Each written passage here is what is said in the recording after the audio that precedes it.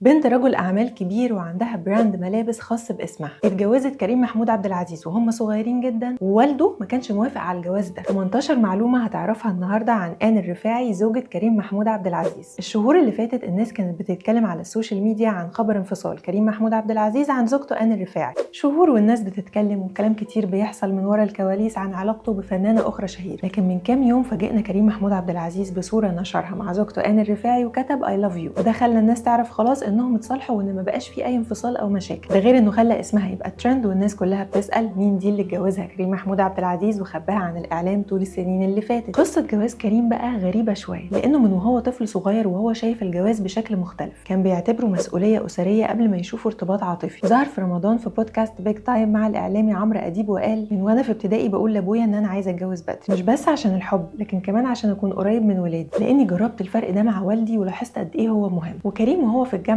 اتعرف على آن الرفاعي، اصدقاء مشتركين بس تمام يعني هاي بتاع، ويمكن مفيش هاي كمان عادي، بس لحد ما اتقابلنا بصدفه بتاع، فابتدى يبقى فيه شرارة حب.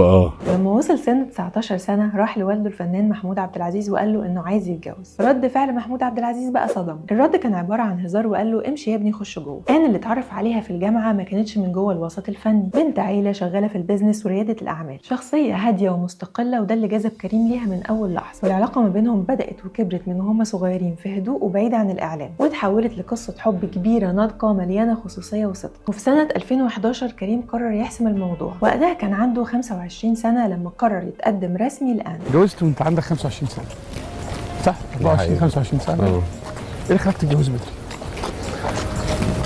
حبيت. طبعا ناس كتير من المحيطين بيهم شافوا ان القرار ده بدري شويه، وان 25 سنه سن صغير على الجواز في العصر اللي احنا فيه. ده غير ان كريم كمان كان لسه في بدايه مشواره الفني جدا، يعني لسه ما بقاش كريم محمود عبد العزيز بتاع دلوقتي، لكن كريم كان مقتنع جدا وشايف انها الشريكه اللي هتدعمه وتسنده في حياته. ممكن تحس انك استعجلت، ممكن تحس انك مش عارف ايه، حاجات كده بقى.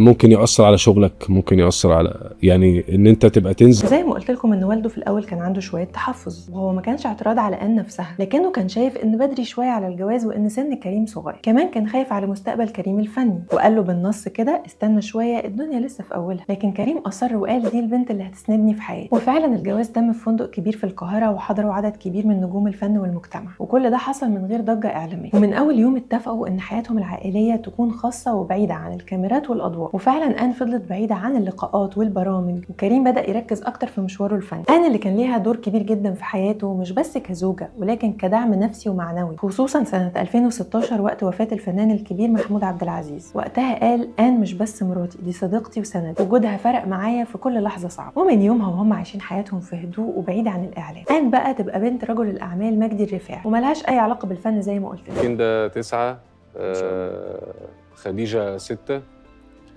وحبيبة يعني ماشية في الطريق، يعني بتقفل سنة إن شاء الله. ربنا رزقهم ب3 بنات، كندا اللي اتولدت سنة 2012، وخديجة 2015، وحبيبة الصغيرة 2020. كريم في نفس البودكاست قال إنه متعمد إنه يخلي حياته الخاصة بعيدة عن السوشيال ميديا عشان بيحب الخصوصية والاستقرار. وآن ما اكتفتش بقى بدورها كزوجة وكأم، قررت تحقق ذاتها وعملت براند خاص بالملابس باسمها آن الرفاعي ديزاينز. الحقيقة ده ما كانش أول حاجة هي تعملها، فأول براند عملته كان بالاشتراك مع صحابها، لكن حبت تنفصل عنهم وتعمل مشروعها الخاص بيها. وفي مايو اللي فات افتتحت آن الرفاعي ديزاين، ركزت فيه انها تقدم لبس كاجوال شيك وعملي ويناسب الستات والرجال. والحاجه الملفته في تصميماتها انها هي اللي بتعرضهم بنفسها، يعني ما بتجيبش عرضات محترفات، هي اللي بتعرض، وده بيعكس شويه اسلوب شخصي في الشغل. واغلب الخامات اللي بتستخدمها هي خامات خفيفه زي الكتان، لان زي ما قلت لكم هو لبس كاجوال اكتر شويه. ومن كام يوم شفنا آن الرفاعي مع برنامج رضوى الشربيني بتتكلم عن الديزاينز بتاعتها، وشفنا مداخله كريم محمود عبد العزيز فيها اللي هتكلم عنها بعد شويه. وفي ناس استغربت وقت ظهور آن دلوقتي، خصوصا مع اشاعات كريم محمود عبد العزيز مع دينا الشربيني وانه ساب دينا ورجع لمراته مره تانية. فاشمعنى دلوقتي آن ظهرت في البرنامج ده؟ هي بتصمم ازياء من فتره، ما علينا ملناش دعوه. ورغم ان آن قليله الظهور وما بتظهرش تقريبا خالص، الا ان في دعم ليها من نجمات كبار زي دنيا سمير غانم. دنيا سمير غانم اللي علاقتها بكريم محمود عبد العزيز كده اهو، اخوات اخوات اخوات. آن اللي ظهورها قليل جدا في المناسبات مع كريم اثبتت نفسها في سوق الموضه بعيدا تماما عن الاضواء، والبراند بتاعها بقى ليه جمهور بيحب ازيائها الشبابيه الراقيه. هي بنفسها اكدت انها بتبتعد عن الابتذال وبتفضل التصميمات الراقيه. الحمد لله. ايه رايك في الديزاينز بتاعت مامي؟ حلوة قوي. وما بتركزش على المقاسات قوي، يعني القطعه الواحده ممكن تمشي على اكتر من مقاس. قالت انا بحب اللبس الاوفر سايز وده بينفع لمختلف الاحجام، وبرده بتعتمد على الستايلات الواسعه للرجال. الفكره دي بقى جات لها من كريم لما احتاجها في شغل فن، ووقتها كان مطلوب ستايل البوهو او اللبس الواسع يعني، فان بتحب تبعد عن الستايلات التقليديه للرجال. كريم نفسه في مداخله البرنامج قال انه بيساعدها في الافكار بتاعتها، وهي كمان بتساعده في اختياراته سواء الاعمال او اللبس الفني. يا استاذ كريم، يا مساء الخير. يا مساء الفل يا كريم. اخبارك البروبرو ايه؟ ايه رايك انت في البروبرو يا كريم؟ لا حلو، كل الحاجات حلوه ما شاء الله. كل الحاجات حلوه. وفي رساله وجهها لها في البرنامج قال اول ما عرفت ان آن دخلت في مجال الازياء كان اول تفكير عندي اني اشجعها، لاني بقيت مؤمن جدا ان الشغل الست مهم وله قيمه. يمكن زمان ما كنتش مدرك ده، لكن مع الوقت حبيت الفكره وبقيت بحترم ده جدا، وبحترم اي ست عندها شغلها الخاص وبتبدع فيه. ووضح كمان كريم في مفاجاه انها هتشتغل معاه كستايلست في عمله الفني الجاي. وزي ما انتم عارفين في الفتره اللي فاتت الناس كانت بتتكلم عن علاقه كريم محمود عبد العزيز بدينا الشربيني وانفصاله عن آن الرفاعي، وربطوا اسمه بدينا الشربيني بعد ما عملوا مع بعض فيلم الهنا اللي انا فيه. ولا كريم اتكلم عن الموضوع ولا حتى دينا ولا حتى آن. بس بعد ما كريم نزل صورته مع زوجته آن الرفاعي من كام يوم معلنا انهم اتصالحوا خلاص، لاحظنا ان في انفولو متبادل ما بينه وما بين دينا، فالجمهور قال اكيد كان في حاجه بينهم، لكن كريم معلقش ولا دينا. والصوره كانت رساله واضحه لكل الناس ان حياته دلوقتي مستقره مع آن وما فيهاش اي انفصال او اي مشاكل. ووسط ده كله بقى حصل موقف تاني غريب جدا. يوم 22 اغسطس في حفله روبي في الساحل الشمالي، روبي طلعت دينا معاها على المسرح وغنوا مع بعض اغنيه بلاستيك او باي باي حبيبي باي باي. الكلام ده بقى زود الجدل عند الجمهور، خصوصا ان كريم وآن كانوا موجودين في الحضور في الحفل. وبمجرد ظهور دينا على المسرح الناس كلها حولت الموبايلات على كريم وآن.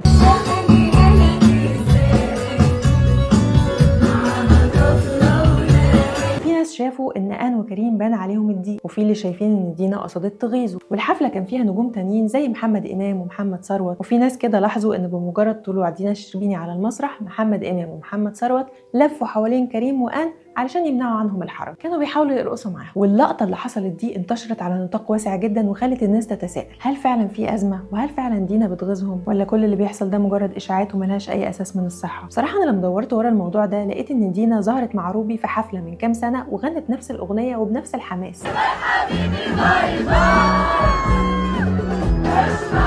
ده غير ان انا اكتشفت ان دينا وروبي صحاب جدا وبيظهروا مع بعض في اكتر من مناسبه، وعملوا اعلان فريش الشهير مع بعض. والمثير اكتر عند الجمهور ان دلوقتي المفروض ان كريم ودينا كانوا بيصوروا فيلم طلقني، وفي كلام كتير ان التصوير وقف وانهم مش هيكملوا الفيلم ده. بس لما دينا اتسالت عن الموضوع ده قالت انه ملوش اي اساس من الصحه وانهم هيكملوا تصوير الفيلم. لا بعد الشر، لا الفيلم ما وقفش واحنا مكملين، والفيلم ان شاء الله برضو هيعجب الناس قوي قوي باذن الله. قولوا لي رايكم في الكومنتس، تفتكروا هيقدروا يكملوا الفيلم ولا لا؟ وهل دينا كانت بتغيظهم زي ما الناس بتقول، ولا اقتنعتوا بوجهه نظري انها غنت الاغنيه دي اكتر من مره؟